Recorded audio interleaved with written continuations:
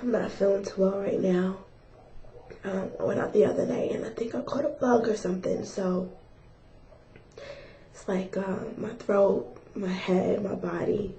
And I wouldn't think that it's the flu because I got my flu shot, but I know you can still get the flu while having your flu shot. But that's not all that's bothering me right now. And I guess I just didn't want to go through it alone. So that's why I broke out the camera and I'm recording it.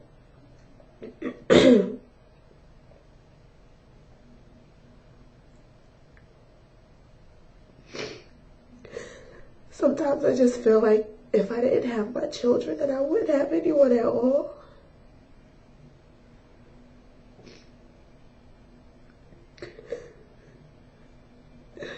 They're the only ones who really care for me, and I guess that really bothers me.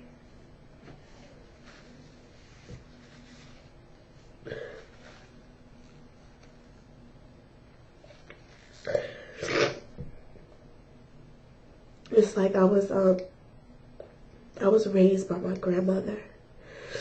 And so my mother and I, we don't really have a good relationship. And now I find out that she's been telling a lot of other people in my family that I stole money from her. Now, to give you a little background on what happened. Me, as always, like I said, disease to please. My mother has her real estate license. So I said, hey, you know what, it'll probably bring us closer together if I buy a house.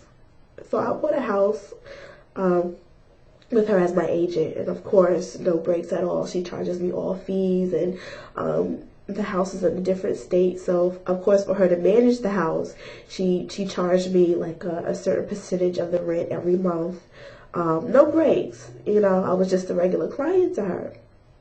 So time goes on and I'm like, you know what? This was like a really foolish idea.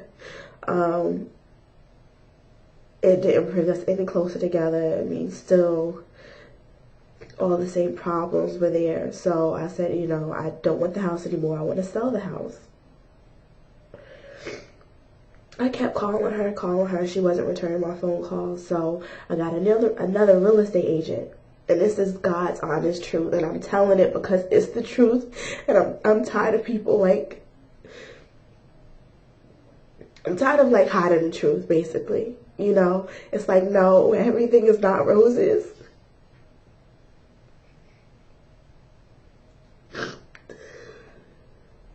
Everything is not always roses. I try to always make it seem like everything is okay, but it's not. Anyway, so I was calling her. She didn't return my phone calls. So I get another real estate agent. I'm sorry, I know I'm really ugly right now. But I get another real estate agent to come and try to look at the house. Now my mother, she tells the tenant, don't let the real estate agent in. And finally she calls me. So I tell her, look, you know, I don't want the house anymore. I want to sell it. So she's like, okay, well, let me buy the house. So I'm like, okay, you buy the house. But she couldn't finance the house because she had just bought another house. So she had given me like a deposit, and, you know, she was going to give me, you know, the rest of it once she refinanced the house. But she couldn't finance the house because she couldn't buy it. So fast forwarded a little bit. The Department of Transportation wanted to buy the house because they wanted to expand the highway. And all this time, like I said, she couldn't refinance the house. So both of our names are on the house now. Then it came to a point where, you know, they made their final offer and everything. And the guy gets in contact with me and he's like, okay, well, how do you want your share of the money? I said, well, send it to me. My mother was like, oh, well, I only owed you this amount and now you're getting half of the money from the sale. And I figured, okay, well, that was like over a year ago. And when you weren't able to buy the house, I thought that contract was null and void. Now, keep in mind, this whole time she was treating me just like I was a regular client to her. She was charging me monthly fees.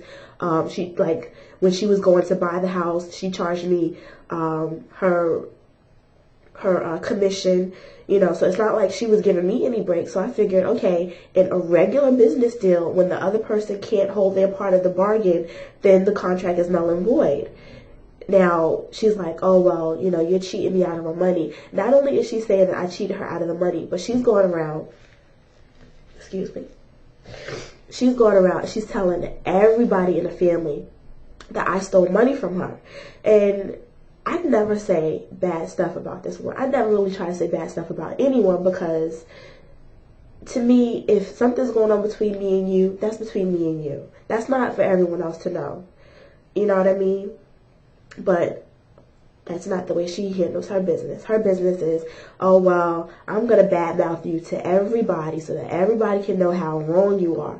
When I don't feel that I'm wrong. And instead of her being a woman and coming to me and saying, hey, look, you know, this is how I feel about it or whatever. Because she asked me, she said, oh, well, you know, how do you want to do it about the money? And I said, oh, well, we'll just split it 50-50.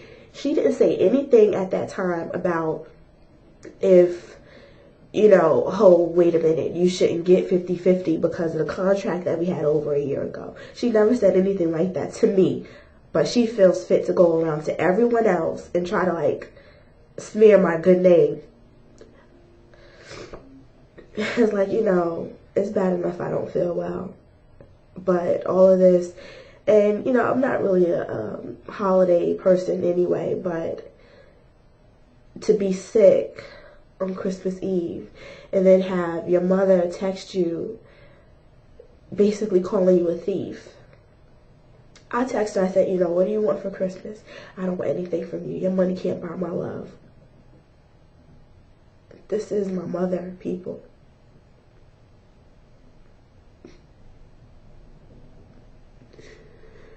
And it just really hurts.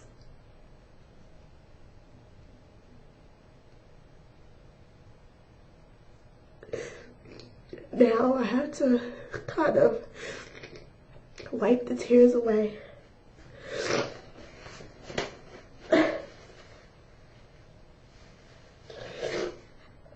And go and deal with my children like everything's alright.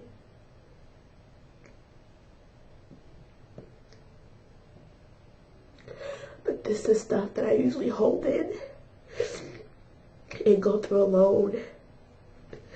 And I'm happy that I guess I don't have to do that now.